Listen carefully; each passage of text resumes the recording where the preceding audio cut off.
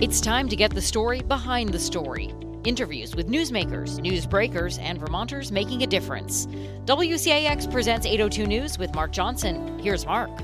Vermont's top election official says she'll rebuff efforts by the U.S. Justice Department to secure sensitive voter registration and other election-related information.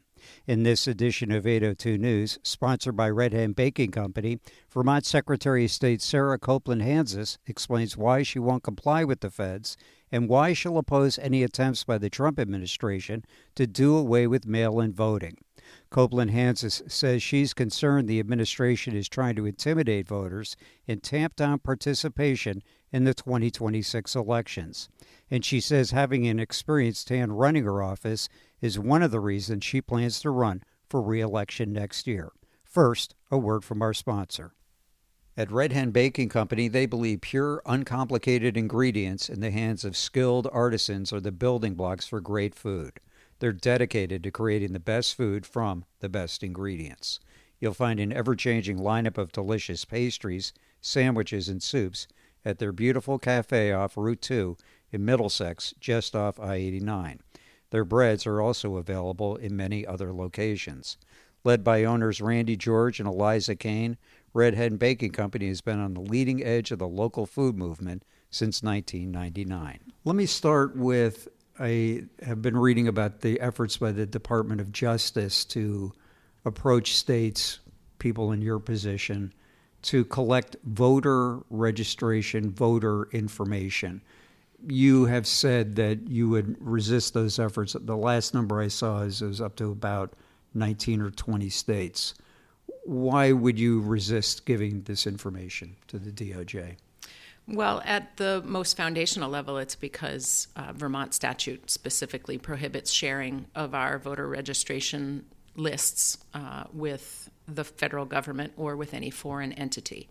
That was written into statute intentionally by the legislature, and the feeling was that that private voter data, your social security number, your driver's license number, your date of birth, is personally identifiable, and if there is a need for it to be collected by the federal government, we don't yet see what that need is. I could ask you for it, though, right? And you'd have to give it to me? So the way that works is that anyone can request the public version of the voter registration list. And the public version does not include people's personally identifiable information.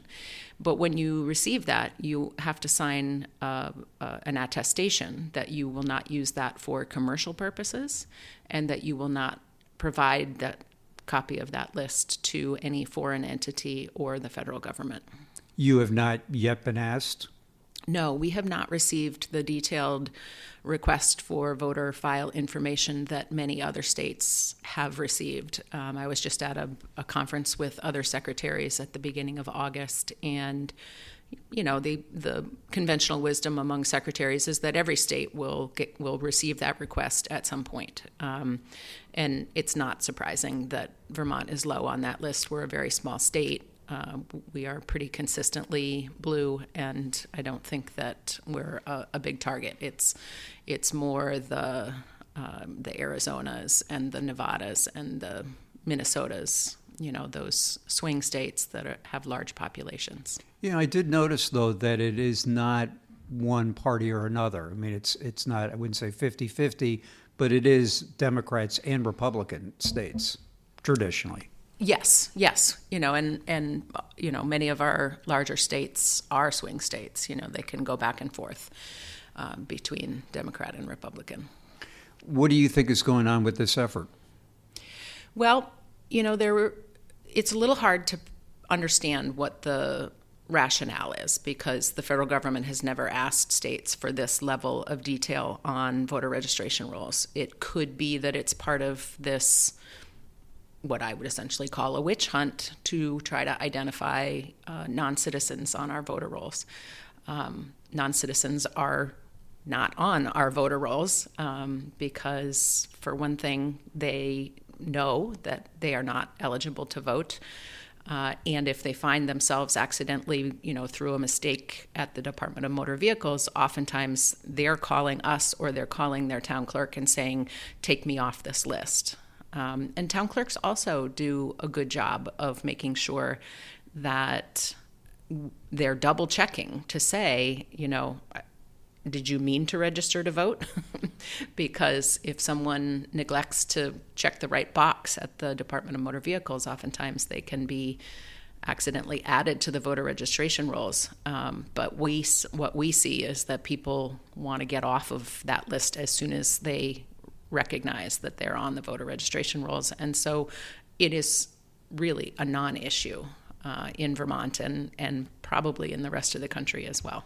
Why would people want to get off those lists? Is there anything in that information that would be identifiable? Well, you wouldn't want to be on the voter registration list if you're a non-citizen. That is a deportable offense, and it would probably preclude you from ever being able to get citizenship in the United States. And so if you're living here and you have a home here and a family here and a business here, you don't want to do something that could risk you being deported. And so we find that people are really attentive and really diligent. So somehow being on that list and being eligible to vote or attempting to vote, that's what you're talking about being a deportable offense. Yes. I think you're right in your guess. I think the claim that the DOJ, the Department of Justice, is making is that somehow they're trying to make sure that the lists are clean and up to date. Yeah, and that is an important thing to care about, right? But that is the job of the chief elections official in every single state. It's not the job of the federal government. Every election official, whether it is the Secretary of State or whether it's in some states an elections commission, has the responsibility to maintain their voter registration rolls with only eligible voters.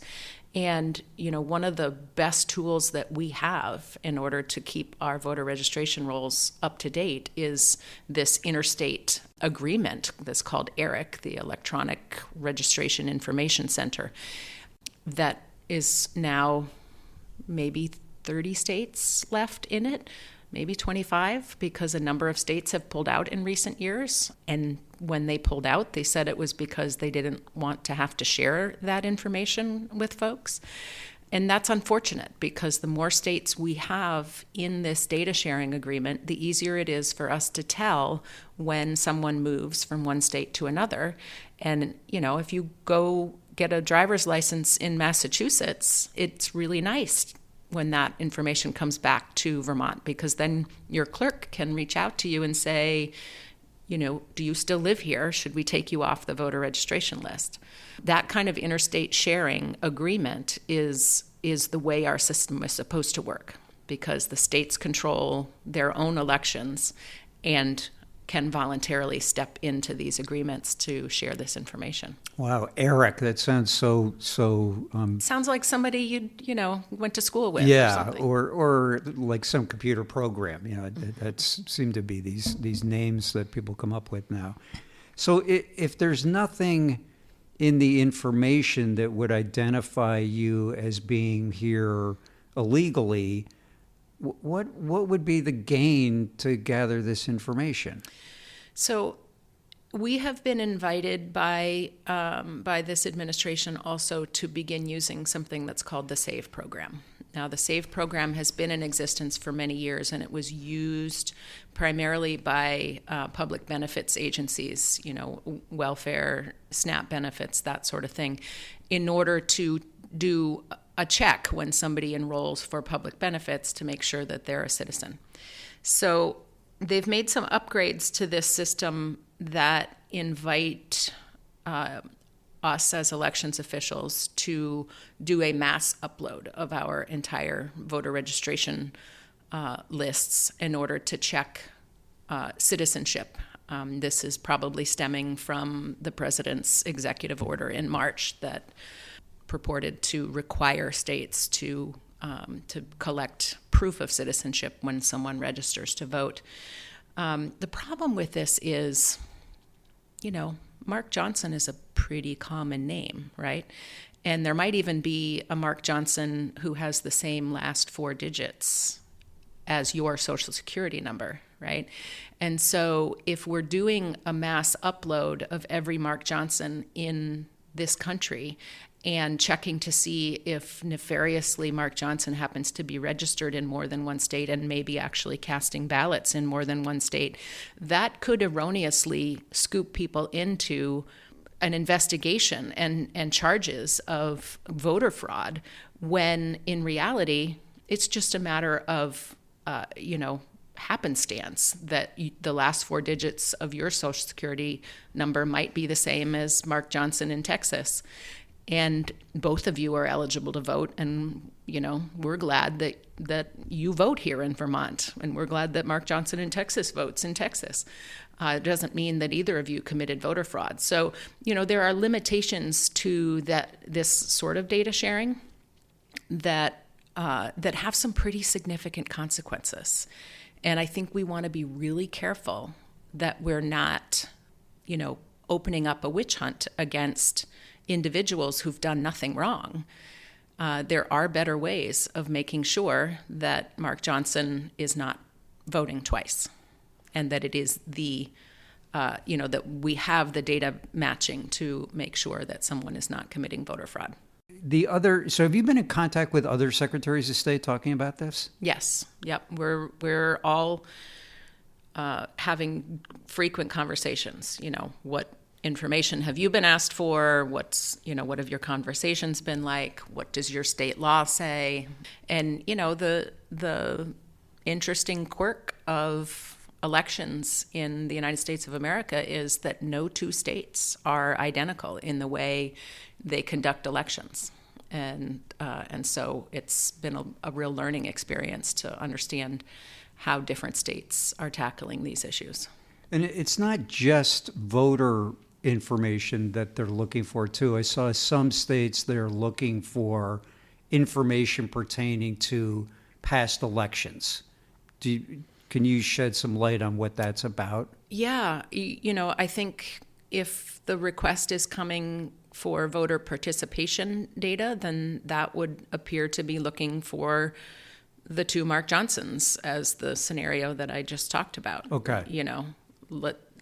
Simply appearing on a voter registration roll in more than one place is not illegal. Casting 2 different ballots in the same election is very illegal. And that's why we are a part of this ERIC system that allows us to do that data sharing in a very strict and careful manner, so that we know that Mark Johnson, your information is not being revealed publicly, but we can make sure that the Mark Johnson who lives in Vermont is not the same as the Mark Johnson who lives in Texas. Okay. And, the Department of Justice, it strikes me, has an awful lot on its plate going after the Mark Johnson in Vermont and the Mark Johnson in Texas and seeing if they're the same might, in some people's mind, be considered micromanaging.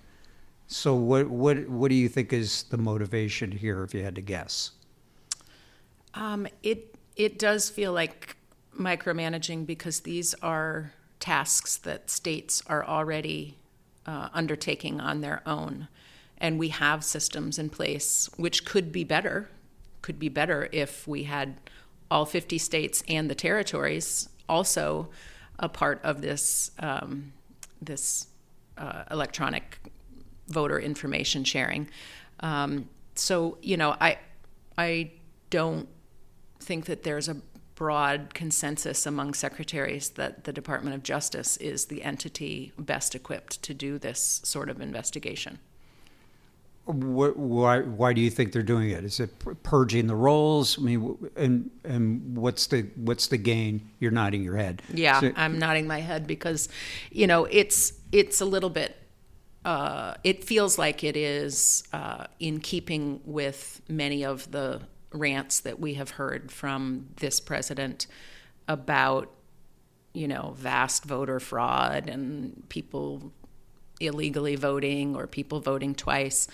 It really, there aren't a lot of legitimate reasons why this level of intensity would be coming out of the Department of Justice unless they're being directed to do it because of somebody's erroneous belief that there's widespread voter fraud. And I have to reassure Vermonters, every single state is on top of voter fraud, and we don't have massive voter fraud in this country or in this state.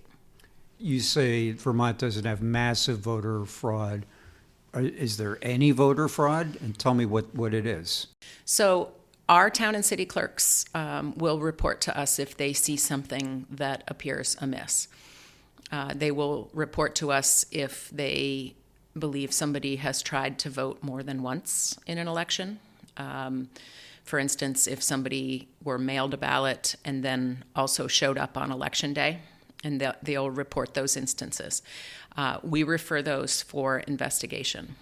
And, we receive a handful of those at a general election.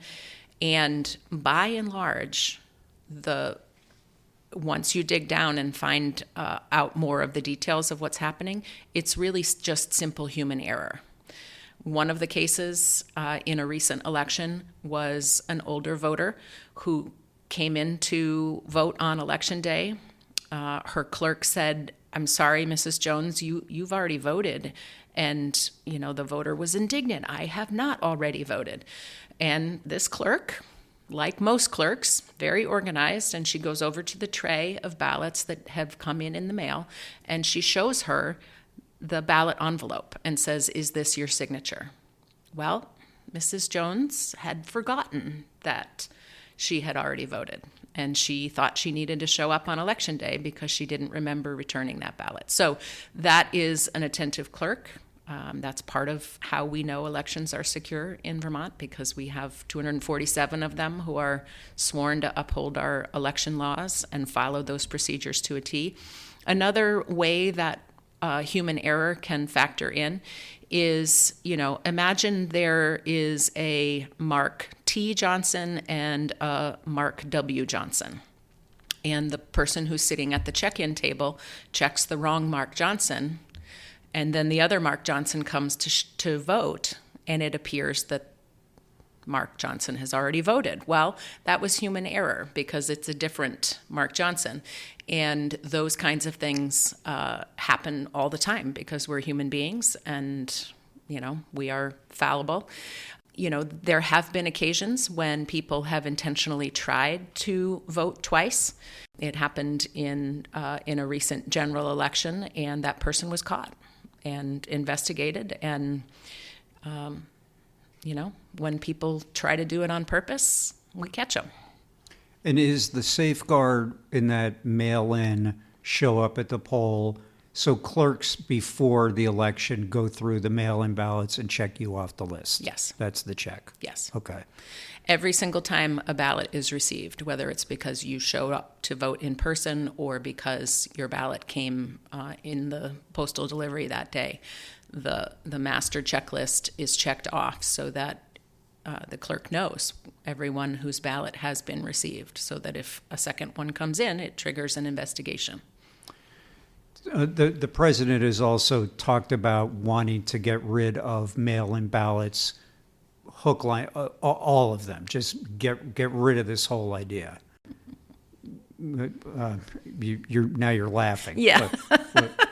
Well, I'm laughing because he just won a presidential election where many, many American citizens who voted for him voted by mail.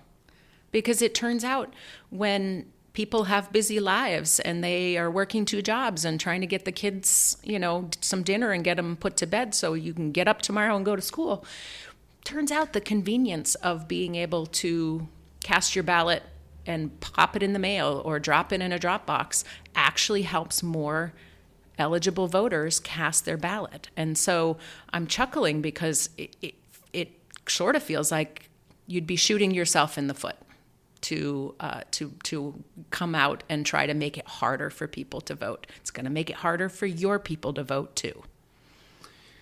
That I'm assuming you would oppose any effort along those lines. Vote by mail is in Vermont statute. We are required to mail ballots for every November general election to active registered voters in Vermont, and we will continue to do that because that is the will of the Vermont people. And, when you look at the data of how many people are participating in Vermont elections, in the 3 general elections since we started doing universal vote by mail, we have seen higher voter turnout than in the previous elections.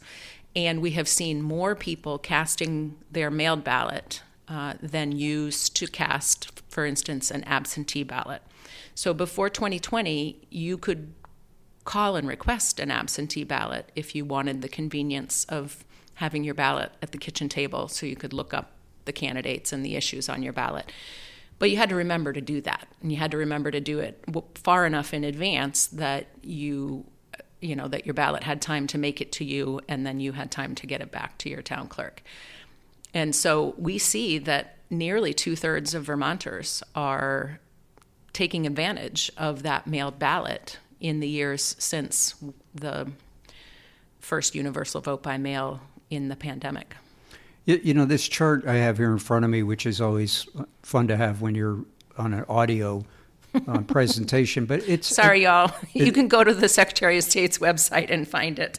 It's remarkable. I mean, if you look at 2016, and I'm only going to use presidential years because I think that's the apples to apples comparison, but in 2016, you had 30% was absentee, and in 2020, 75.6 was absentee and vote by mail.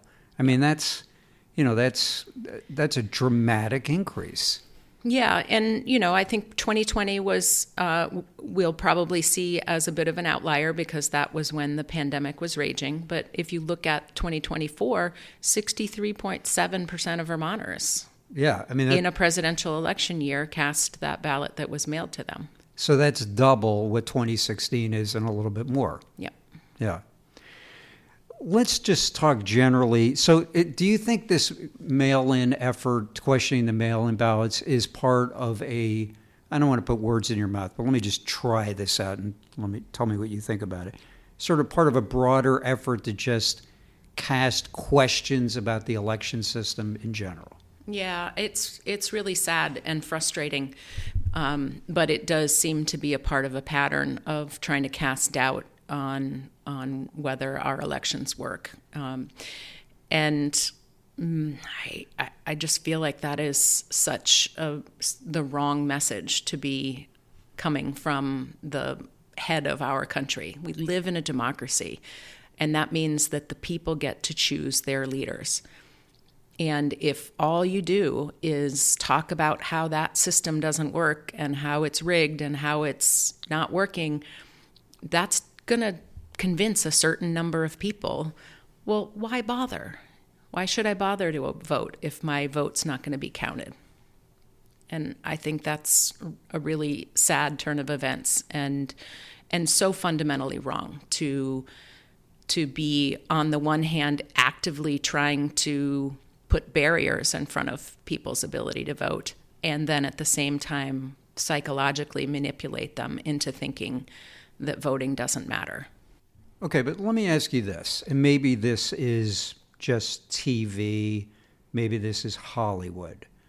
Aren't there ways that you could get into the computer, the chip, so to speak, of a ballot counting machine?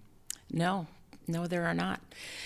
Every single tabulator in the state of Vermont is kept under lock and key, guarded by our town and city clerks in their vaults. They are not connected to the internet.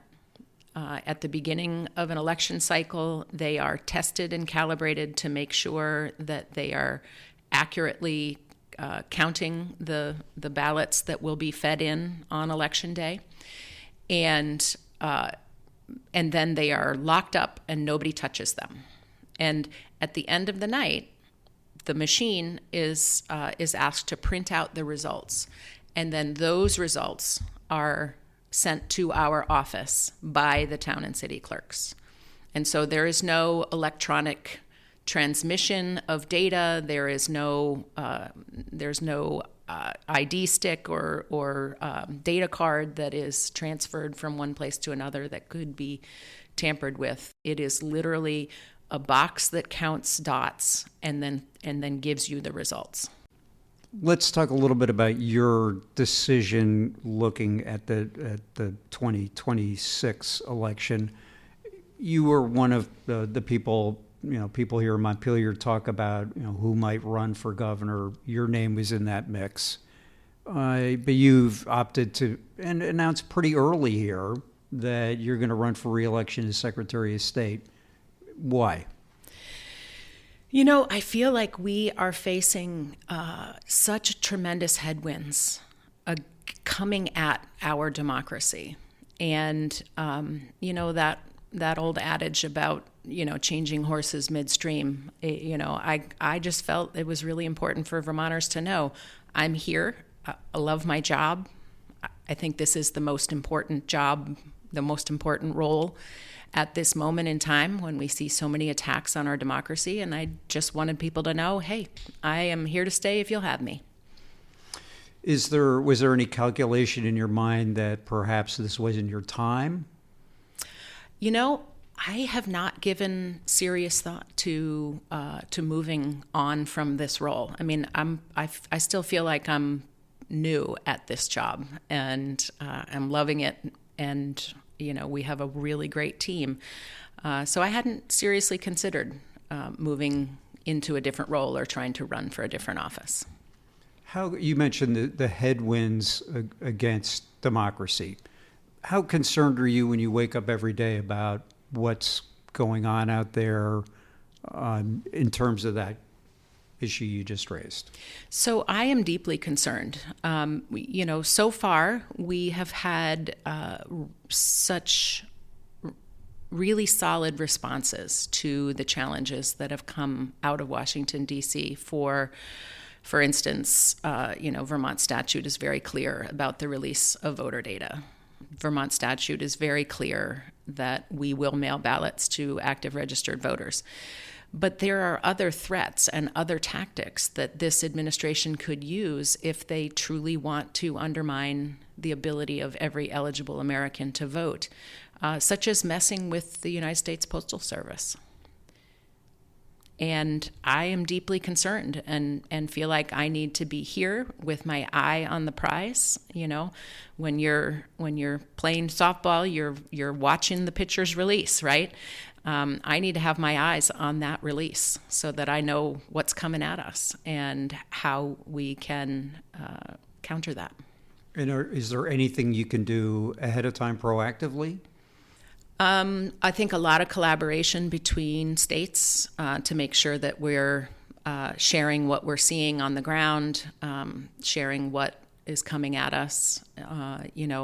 We need to be concerned about changes to directives to how our postal service operates, because if your ballot can't get to you, and that's the way you are reminded that you have an election coming up, then that is a barrier between you and your ability to vote.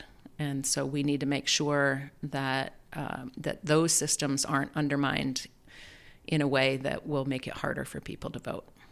Not to be critical, but I've noticed that mail generally seems to be taking a heck of a lot longer than it used to. Yeah. And one of the things that we observed anecdotally, not necessarily universally across the state, is that it used to be that, when your postal carrier is going out around the neighborhood, your postal carrier knows whether you live there or not, right? The USPS Central, or the sorting facility in White River or Burlington might not know where every Vermonter lives, but your postal carrier knows that you moved to a different place.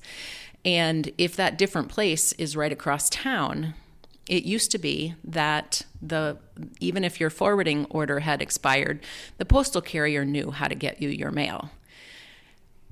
In the last election, we saw instructions in some places that told postal carriers not to write that code that tells the post office how to get you your ballot, not to write that this person is deceased or forwarding order has expired. And that little subtle difference means that your ballot, instead of being forwarded to you, or instead of going back to your clerk with the code that says this person is deceased, it's going back to your clerk with no information. And then it's left to all of our town and city clerks to try to figure out, how do we get this person their ballot? Have they left town? Are they living in a nursing home? Are they, where do they now live? And, your postal carrier knows a lot of that information. And in the good old days, your postal carrier made sure that your mail got to you. But now there are regulations that are making it harder for that to happen. Do you worry at all that the 2026 elections will not happen, will be delayed, canceled? Is that crazy talk, or is that actually something you actively think about? So we conducted elections during World War I. We conducted elections during the first pandemic. We conducted elections during the Civil War. We conducted elections during World War II. There is no precedent in American history for canceling an election.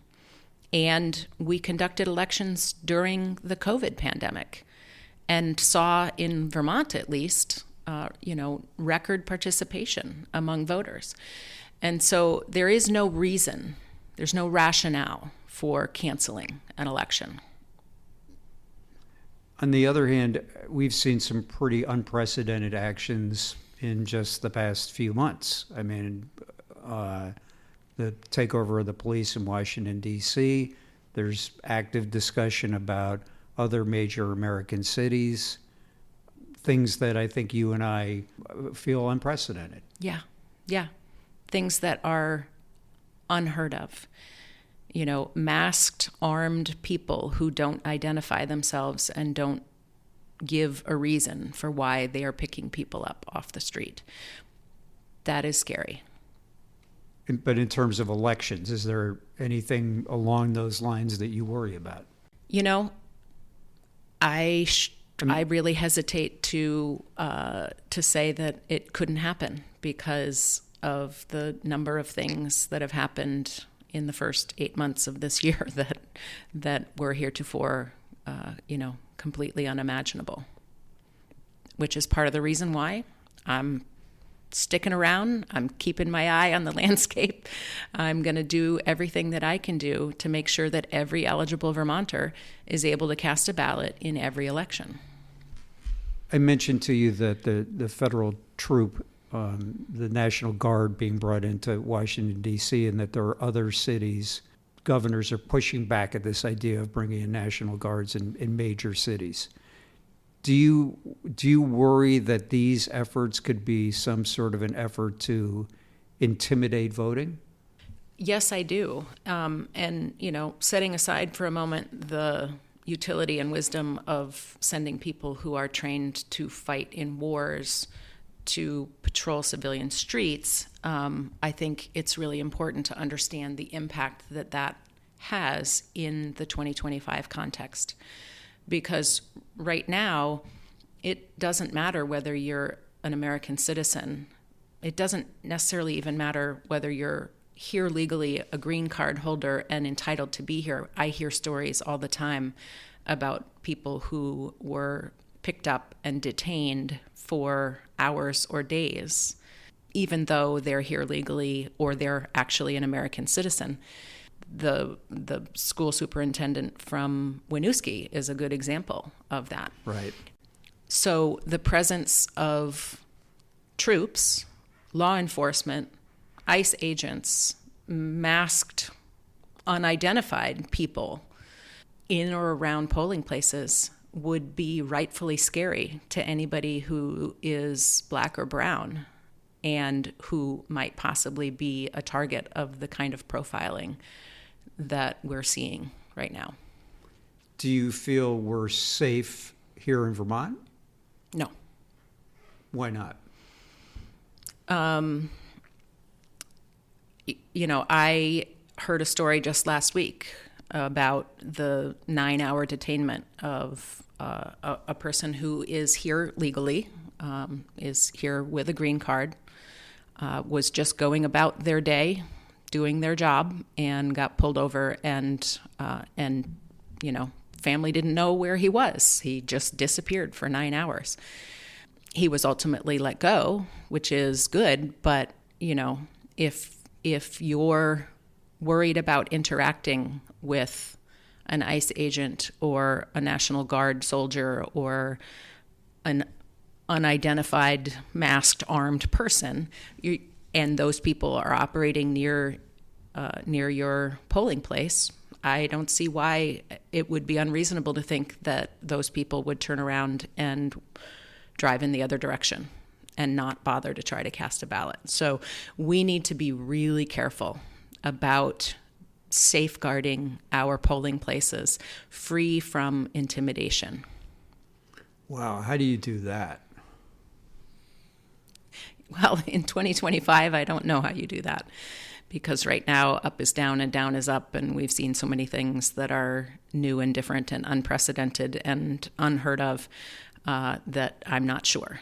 But I think we will be keeping our eyes on this as we head into the 2026 election cycle, because we need to make sure that every eligible Vermonter is able to cast their ballot free from intimidation. That wraps it up for this edition of 802 News, sponsored by Red Hen Baking Company. Thanks for listening.